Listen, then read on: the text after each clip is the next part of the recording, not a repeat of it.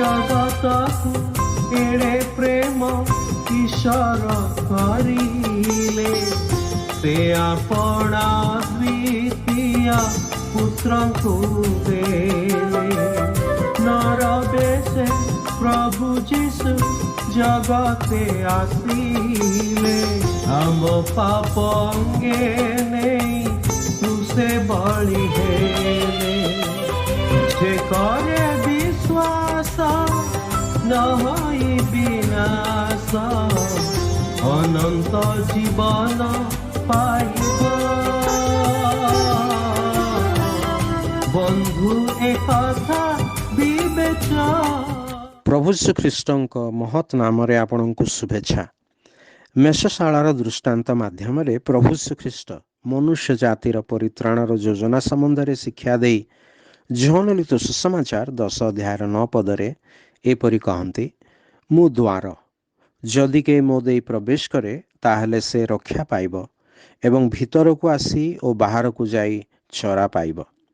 द्वार आमको गोटे स्थान रु अन्य स्थान रे प्रवेश करने निमंते साहाय्य करे।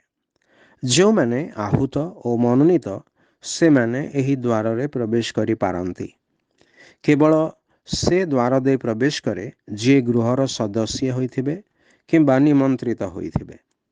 प्रभु यीशु ख्रीष्ट होउछंती परित्राणर द्वार जेपरि जणे एई जगतरु स्वर्ग रे प्रवेश प्राप्त हेबे। एई द्वार मनुष्य निमंते ईश्वरंक द्वारा स्थापित। एई जगत रे पाप और पापर प्रभाव रही अछि।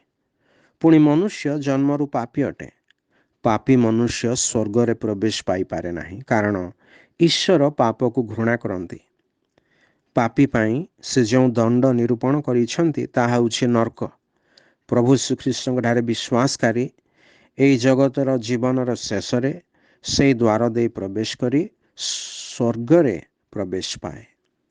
ताहांक ठारे विश्वास करू नथिबा प्रत्येकंक निमंते प्रभु श्रीकृष्ण विनाशर द्वार प्रस्तुत करिसंती जोंठारे प्रवेश करी जणे पापी नरक रे प्रवेश करिब।